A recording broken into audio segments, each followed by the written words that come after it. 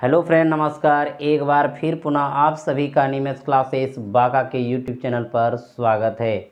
जैसा कि बंधु आप सभी को पता है कि एसएससी जीडी का प्रीवियस ईयर का क्लास चल रहा है और हम आपको जो सॉल्यूशन बता रहे हैं बंधु वो 22/4/2012 के द्वितीय पाली का सॉल्यूशन करा रहे हैं। आज का भी जो क्लास होगा वो मैथ का क्लास होगा, इसलिए आप सब बंधु अंत तक बने रहें जिससे कि सारे सवाल को आसानी से बना सकें।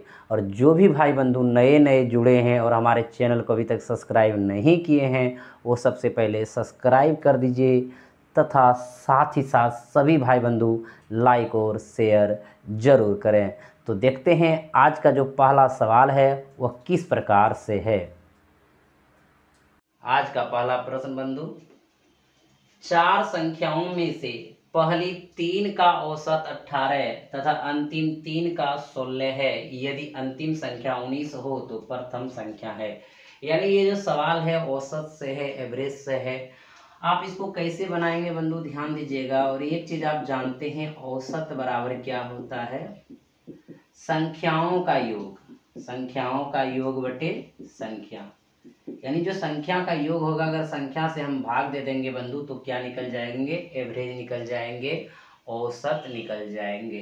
तो देखिएगा यहाँ जो सवाल है उसको आप कैसे बनाएंगे, कैसे समझेंगे, इसको देखना है।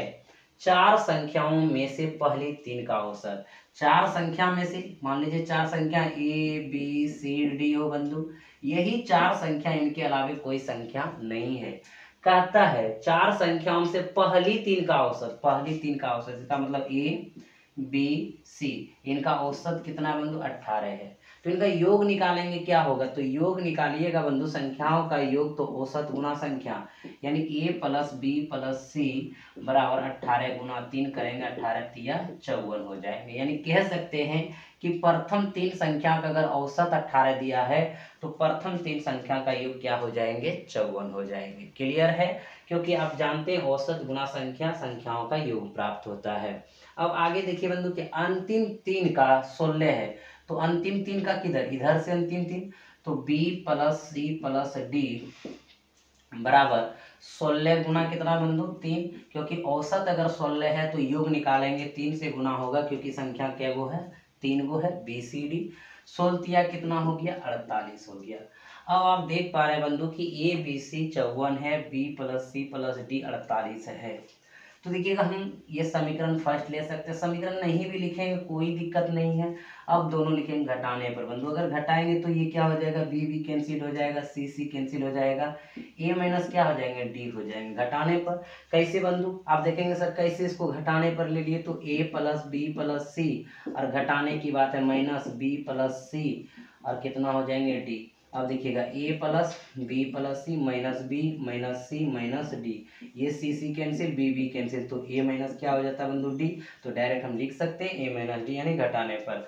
अब बंधु यहाँ पे देखिएगा 54 में 48 चला गया तो कितना हो गया बंधु? 6 हो गया, यानी A - D बराबर 6। और आगे देखिए प्रश्न में ही दिया है यदि अंतिम संख्या 19 हो तो प्रथम संख्या। अंतिम संख्या 19 का मतलब D का मान कितना दिया बंधु? 19 दिया हुआ, ये जो D है 19 है, तो D की जगह 19 रख देंगे। A - 19 बराबर कितना? 6। अब देखिएगा A बराबर निकालेंगे तो उधर 6 + क्या हो जाएंगे? 19 हो जाएंगे, यानी कितना हो जाएंगे? 25, यानी 25 हो जाएंगे। तो कह रहा है बंधु प्रथम संख्या है और प्रथम संख्या हमारा A है, तो ये इसका मान क्या? 25 है। और देख रहे हैं कितने नंबर ऑप्शन पे है? 4 नंबर ऑप्शन में है। क्लियर हो गया बंधु? आप सब इन प्रश्नों को समझ गए होंगे। तो चलते हैं अगले प्रश्न की ओर। अगला प्रश्न आयु का बंधु ध्यान दीजिएगा। B के जन्म के समय A की आयु 4 वर्ष 7 महीने थी और C के जन्म के समय B की आयु 3 वर्ष 4 महीने थी। जब C 5 वर्ष 2 महीने का था तब उनकी औसत आयु थी। बहुत ही सुंदर प्रश्न है बंधु, समझिएगा। B का जब जन्म हुआ उस समय जो A की आयु थी वो 4 वर्ष 7 महीने की थी। इससे यह स्पष्ट होता है बंधु कि B से जो A बड़ा है वो कितना बड़ा है बंधु? 4 वर्ष 7 महीने का बड़ा है। इसलिए ना जब B का जन्म हुआ A उस समय कितना था? 4 वर्ष 7 महीने का था। क्लियर है बंधु? समझ गए? अब देखिएगा जब कहता है कि C का जन्म हुआ उस समय बंधु बी की जो आयु है वो कितना, 3 वर्ष 4 महीने। इससे यह स्पष्ट होता है कि जब सी जन्म लिया, बी 3 वर्ष 4 महीने का अर्थ है कि इनसे जो ये बड़ा है वो कितना है बंधु, 3 वर्ष 4 महीने का बड़ा है, यानी ये भी बड़ा है। यानी कहने का जो अर्थ है कि सी से बड़ा बी, बी से बड़ा ए है। अब आगे चल के कहता है यहाँ पे जब सी 5 वर्ष का, देखिएगा सी 5 वर्ष 2 महीने का था तब उनकी औसत आयु थी। यानी कि बंधु जब ये 5 वर्ष 2 महीने का हो जाएगा तब उनकी औसत आयु निकालेंगे तो क्या होगा।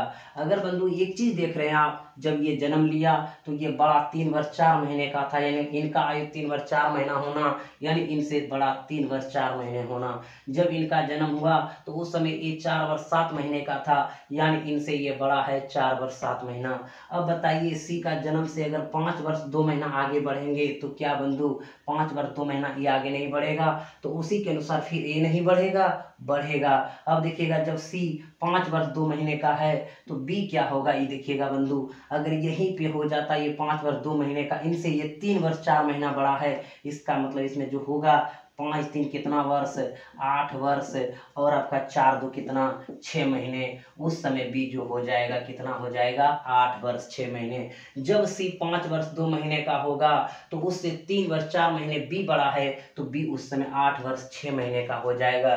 जब बी 8 वर्ष 6 महीने का हो जाएगा, ये उनसे बड़ा है कितना, 4 वर्ष 7 महीने।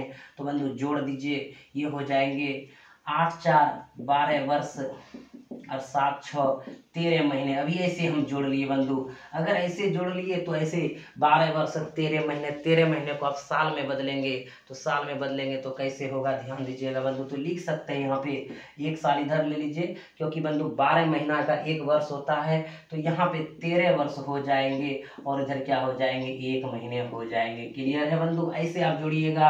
अगर यहाँ पे अगर परेशानी हो जाए कि नहीं सर 13 महीना आप कैसे लिख लिए, तो यहाँ पे हम अगर जोड़े बंधु 7 6 13 महीना और 8 4 12 वर्ष, 12 वर्ष 13 महीना को आप लिख सकते हैं 13 वर्ष 1 महीना, क्योंकि 12 महीना का 1 साल होता है और 12 वर्ष इधर है तो उधर से 1 साल लाएंगे, 13 वर्ष 1 महीना। यानी जब भी 8 वर्ष 6 महीना का होगा उस समय ये जो है 13 वर्ष 1 महीने का होंगे। उस समय सी हमारा शो कर रहा है 5 वर्ष 2 महीने का। कहता है कि औसत इनकी क्या होंगे, तो औसत बराबर बंधु आप जानते हैं संख्याओं का योग बटे संख्या जानते हैं, तो सबको जोड़ देंगे बंधु। 5 वर्ष एकदम एक साथ जोड़ देते हैं, आप सब भी ध्यान दे दीजिएगा बंधु, यहाँ पे जोड़ रहे हैं हम एक साथ। 5 और 8 कितना हो गया, 13 13 13 26 26 वर्ष। तो क्लियर है बंधु, यहाँ पे 26 वर्ष लिख दिए। 2 महीना और यहाँ पे आप देख रहे हैं बंधु 6 महीना, 6 2 8 महीना और 1 9 महीना, यानी बंधु 9 महीने लिख दिए यहाँ पे, कह सकते हैं। और बटे औसत निकाल रहे हैं तो योग जोड़ दिए बंधु सबका, और संख्या क्या गो है, ए है बी है और सी है, 3 गो है। यानी जो औसत लिखेंगे वो संख्याओं का योग बटे क्या लिखेंगे, संख्या लिखेंगे। एक बार फिर ध्यान दीजिएगा बंधु, जब औसत आप निकाल रहे हैं तो तीनों के आयु का योग जोड़ रहे हैं। सी का यहाँ पे है, बी का यहाँ पे है और ए देख रहे हैं बंधु आपका कहाँ है, यहाँ पे है। अब देखिएगा 5 और 8 कितना, 13 13 13 26, यानी 26 वर्ष लिख दिए। 2 महीना 6 2 8 महीना, 8 1 9 महीना, यानी 26 वर्ष 9 महीने। यानी हमारा जो हुआ बंधु वो क्या हो गया, टोटल योग हो गया। और औसत चाहिए तो 3 से भाग देंगे, क्योंकि 3 ही व्यक्ति है, ए बी और सी है।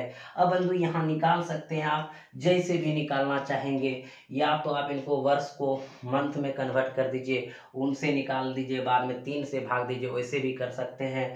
या तो एवरेज आप बंधु इससे भी निकाल सकते हैं, कहीं कोई दिक्कत नहीं होगा। कैसे बंधु देखिएगा, अगर इसमें हम भाग देते हैं, हमारा तरीका समझना है, भाग देंगे 8 3 24 बंधु 8 वर्ष तो इसमें भाग लग गया, यानी 8 वर्ष तो यहाँ पे आ गया।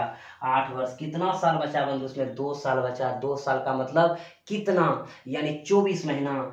24 अब 9 कितना हो गया बंधु, 33 महीना, और 33 महीना हम 3 से भाग देंगे तो 11 तिया 33, यानी 11 महीने इधर हो जाएंगे औसत। क्लियर है बंधु? यानी जो इसका औसत होगा 8 वर्ष कितना होगा, 11 महीने होंगे, जो ऑप्शन नंबर कितना में है, चौथा में है। या तो बंधु आप इनको ऐसे भी निकाल सकते हैं, 26 ये महीना बदलिएगा तो एक साल में बंधु कितना महीना, 12 महीना होता है, तो 26 गुना 12 प्लस 9 जोड़ के कितना से भाग दे देंगे बंधु, 3 से भाग दे देंगे, तो आपका आंसर हो जाएंगे। अन्यथा आप यही सोचिए तो 26 वर्ष को अगर एवरेज बदलना है, औसत लाना है, तो 3 से भाग दे, 8 ते 24, यानी 8 वर्ष तो पक्का आ गया बंधु। 2 साल इधर बचा, 2 साल में 24 महीना, 24 और 9 कितना, 33, 33 महीना में 3 से भाग देंगे कितना हो जाएंगे, 11 महीने, यानी 8 वर्ष 11 महीना इसका क्या हो जाएंगे, औसत आयु हो जाएंगे, एवरेज हो जाएंगे। क्लियर है बंधु? समझ गए? एक बार फिर पुनः हम समझा देते हैं। बी के जन्म के समय ए इतना होना, यानी इनसे इतना बड़ा होना, सी के जन्म के समय बी इतना होना, इनसे इतना बड़ा होना। जब सी इतना होगा तो निश्चित है बंधु ई इतना बड़ा है, तो इसे 3 वर्ष 4 महीने इसमें ऐड किए तो कितना हो गया, 8 वर्ष 6 महीने। और जब ये 8 वर्ष 6 महीने का होगा, उनसे 4 वर्ष 7 महीने बड़ा है, तो कितना हो गया बंधु, 13 वर्ष 1 महीने। सबका कह रहा था औसत निकालिए, तो औसत बराबर योग बटे संख्या, तो सबके आयु के योग को जोड़ दिए, बटे संख्या से भाग दे दिए, तो निकल गया हमारा एवरेज। क्लियर हो गया बंधु? आप सब इनको समझ गए, तो चलते हैं अगले प्रश्न की ओर। अगला प्रश्न है बंधु लाभ हानि से, ध्यान दीजिएगा। सवाल है, पीटर एक मेज 450 रुपये में खरीदता है और 30 रुपये उसके परिवहन पर व्यय करता है। यदि वह मेज को 600 रुपये में बेचता है तो उसका लाभ प्रतिशत होगा। बहुत ही इजी प्रश्न है बंधु, और हमें बताना है क्योंकि हम प्रीवियस का सारे प्रश्न करा रहे हैं। तो ध्यान दीजिएगा कि एक मेज खरीदा, यानी सीपी मतलब क्या था, कॉस्ट प्राइस क्रय मूल्य, यानी कि 450 रुपया में खरीदा। लेकिन बंधु आगे देखिए क्या लिखा है, 30 रुपया उसके परिवहन पर व्यय करता है। तो 30 रुपया अगर परिवहन पर व्यय करता है बंधु, तो 30 रुपया उन्हीं के साथ ऐड होगा। अब देखिएगा कितना हो गया, 0 5 3 8, यहाँ पे 480 रुपया यानी टोटल पड़ा। और आगे चल के कहता बंधु यदि वह मेज को 600 रुपये में बेचता है, यानी जो सेलिंग करा देता है वो 600 रुपये में कराता है, तो कहता लाभ प्रतिशत होगा। तो निश्चित है बंधु लाभ होगा, क्योंकि देखिए खरीदे 450 में और उसका जो व्यय लगा परिवहन का 30 रुपया, यानी टोटल पड़ा कितना, 480। 480 आपका खरीद पड़ा बंधु, ऊपरी व्यय लगा करके, यानी परिवहन खर्च लगा करके, और वही चीज को आप बेच रहे हैं कितना, 600 में, तो निश्चित लाभ है। तो प्रॉफिट कितना है बंधु, तो आप करते क्या है, 600 में से 480 को घटा देना है। तो बंधु आप जानते हैं 120 क्या हो गया, लाभ हो गया। तो लाभ परसेंट जो निकालेंगे तो क्या लिखेंगे, लाभ गुना 100 बटे क्रय मूल्य। क्रय मूल्य कितना है बंधु, 480, 12 चौक 48, 25 चौके 100, कितना परसेंट लाभ हो जाएंगे, 25% लाभ हो जाएंगे, जो ऑप्शन नंबर दूसरा में है। क्लियर है? अगले प्रश्न की ओर बढ़ते हैं। अगला जो प्रश्न है मेंसुरेशन यानी क्षेत्रमिति से है। ध्यान दीजिएगा मित्र बंधु, एक ठोस बेलन से जिसकी ऊंचाई 12 सेंटीमीटर है और व्यास 10 सेंटीमीटर है, उसी ऊंचाई और आधार के उसी व्यास का एक सांकव कठोर खोखला किया गया है। शेष ठोस का लगभग आयतन है। बहुत ही सुंदर प्रश्न है बंधु। सबसे पहले आप क्या करेंगे, एक ठोस बेलन बना लीजिए। एक बेलन का निर्माण हो गया मित्र बंधु। कहता है जिसकी ऊंचाई 12 सेंटीमीटर है, इसकी ऊंचाई 12 सेंटीमीटर डाल दिए, और व्यास 10 सेंटीमीटर, यानी डायमीटर कितना है बंधु, 10 सेंटीमीटर। अगर डायमीटर 10 है तो रेडियस क्या हो जाएंगे, 5 सेंटीमीटर, यानी त्रिज्या 5 हो जाएंगे। क्लियर है बंधु?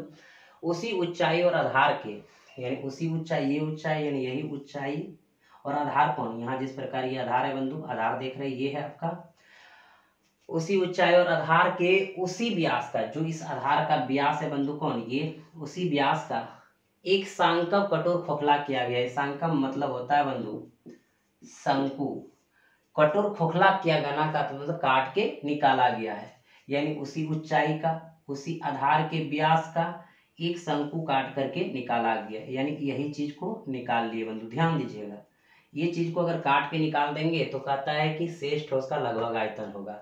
तो बंधु कहने का अर्थ इस पूरे बेलन में से शंकु के आयतन को घटा देंगे तो शेष ठोस का आयतन आ जाएगा।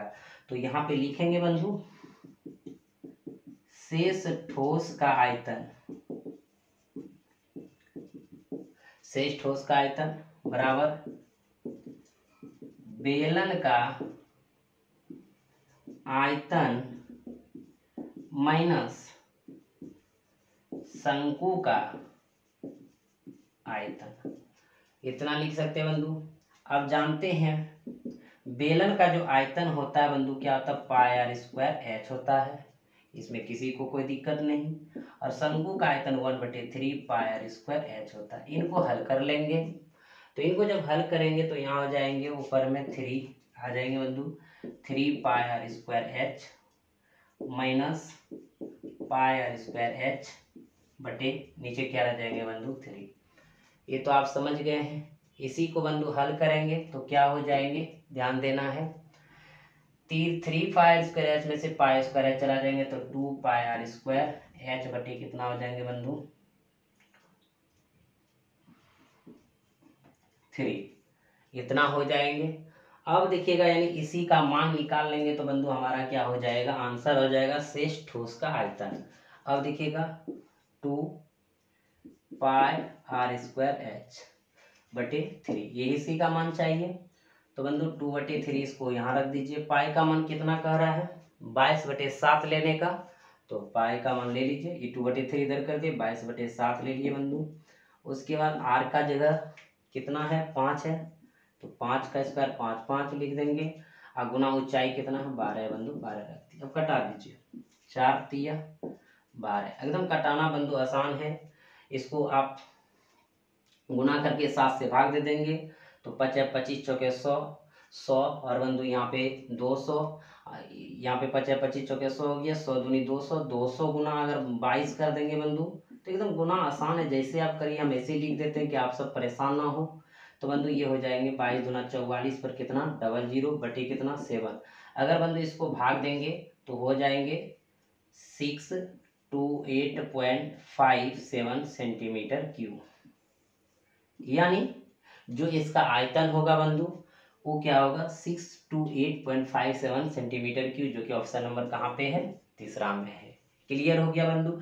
हल करना वो आपका काम है बंधु, कितना फास्ट आप कर सकते हैं। हम स्लोली इसीलिए कर देते हैं क्योंकि आप सब हल आसानी से कर सके, अन्यथा बंधु हम फास्ट कर देंगे, डायरेक्ट कर देंगे इतना, जैसे हम यहीं पे कर देते 25 25 चौके 100 100 दूनी 200 200 गुना 22 करेंगे, 22 दूनी 44 44 100/7 हो जाएगा।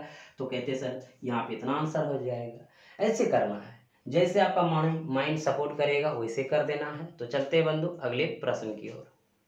चलिए बंधु अगला जो प्रश्न है वो आरेख से है, ध्यान दीजिएगा। सवाल है, निम्न आरेख 2005 से 2008 के दौरान एक नगर में कुल जनसंख्या की तुलना में हिंदुओं, सिखों और मुसलमानों की जनसंख्या का प्रतिशत दर्शाता है। आरेख का अध्ययन कर निम्न प्रश्नों के उत्तर दीजिए। इस पे बंधु प्रश्न आपका यहाँ पे 4 प्रश्न है, उत्तर देना है। ये आरेख में बंधु क्या है, इधर जो दर्शाया गया है वो प्रतिशत में कुल जनसंख्या का प्रतिशत 5%, 10%, 15%, 20%, 25%, 30, इसी प्रकार 75 तक दर्शाया गया बंधु।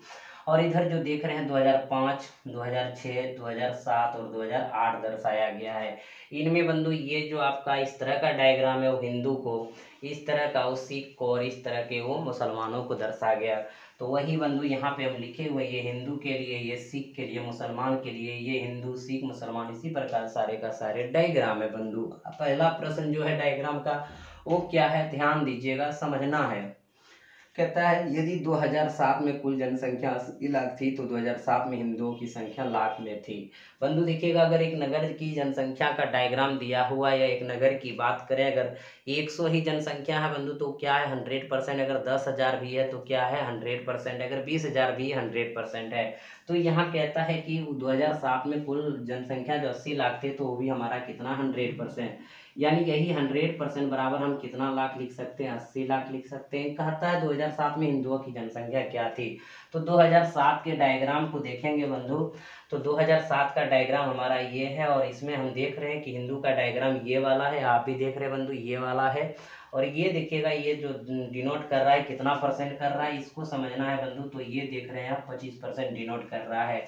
तो हम इसको अगर 25% निकाल लेंगे तो बंधु आंसर हो जाएगा। तो 80/100 गुना क्या करना है, 25 करना है। 25 चौके 100, 20 चौक 80, क्या लाख बंधु, 20 लाख। यानी कि 2007 में जो हिंदुओं की जनसंख्या थी वो कितने थी, 20 लाख थी। और आप देख रहे हैं ऑप्शन नंबर कितना पे है, चौथा नंबर पे। क्लियर हो गया बंधु, समझ गए इस प्रश्न को।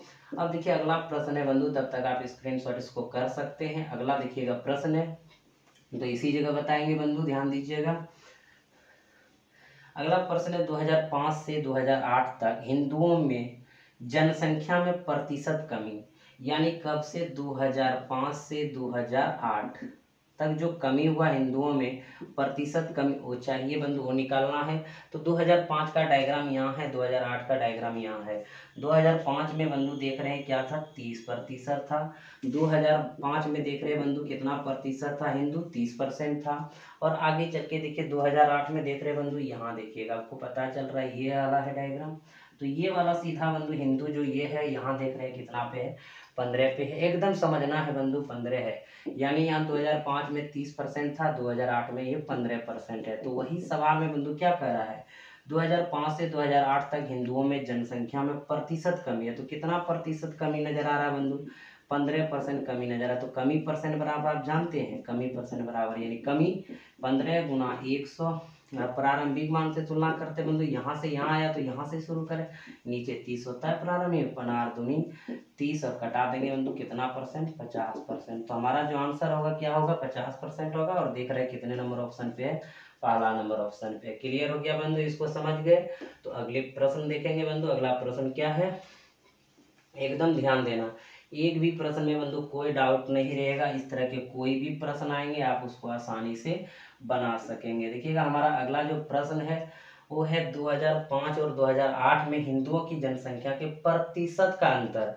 देखिए बंधु 2005 की बात करें तो 2005 यहाँ है हिंदू, देखिए 2005 यहाँ है और हिंदू कितना है, 30% है, 30% है बंधु। और 2008 की अगर बात करें तो यहाँ देख रहे हैं कितना है, 15%। और यहाँ कह रहा है क्या, डायरेक्ट कह रहा है बंधु कि अंतर क्या है। तो अंतर वहां पे कमी कह रहा था, कितना कमी होगा, तो 50% का कमी हुआ, यहाँ का अंतर। तो देख 30% में 15% चल जाएगा बंधु, अंतर कितना हो जाएंगे, 15% का हो जाएंगे। जो देख रहे हैं आप ऑप्शन नंबर कहाँ पे है बंधु, दूसरा में। क्लियर हो गया, आप इनको समझ गए बंधु।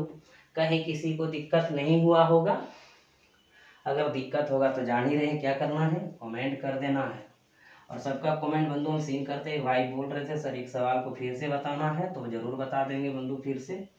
आप इसको पहले देखिए, कहता है यदि 2008 में हिंदुओं की कुल जनसंख्या 12 लाख थी तो 2008 में मुसलमानों की जनसंख्या क्या होंगे, लाख में बताना। तो 2008 के डायग्राम को देखिए, 2008 में देख रहे हैं हिंदू कितना है बंधु, 15 पर है। तो यही 15% जो हिंदू है वही कितना लाख के बराबर है, देख रहे हैं 12 लाख के बराबर है। तो 12 लिख दीजिए। उनके बाद कहता है 2008 में जाके मुसलमानों की संख्या बताना। तो मुसलमान का डायग्राम ये बंधु, तो यहाँ देखिए इसको मिलाइए कहाँ पे जाके मिलता है, तो देख रहे बंधु 20 पे आके मिल रहा है। तो 20 बराबर आप निकाल लीजिए, 12/15 गुना 20, 5 चौक 20, 5 तिया 15, 4 तिया 12, 4 चौक कितना लाख बंधु, 16 लाख। यानी इसका जो आंसर होगा क्या होगा, 16 लाख होगा। क्लियर है बंधु, समझ गए। किसी को कोई दिक्कत नहीं। तो आज जो है बंधु ये आपका सेट पूरा का पूरा क्या हो जाता है, खत्म हो जाता है। फिर हम अगले सेट में मिलेंगे, अगले सवाल के साथ मिलेंगे। तब तक आप सबों को बहुत बहुत धन्यवाद। अगर आप सेट का पूरा सवाल बनाते हैं बंधु अच्छा रहेगा, आप 2-3 सेट खरीदिए, उसको भी बनाइए, जो दिक्कत होगा हमें पूछिए। तब तक आप सबों को अनिमेष क्लासेस बांका के यूट्यूब चैनल की तरफ से बहुत बहुत धन्यवाद। हंसते रहिए, मुस्कुराते रहिए। जय हिंद।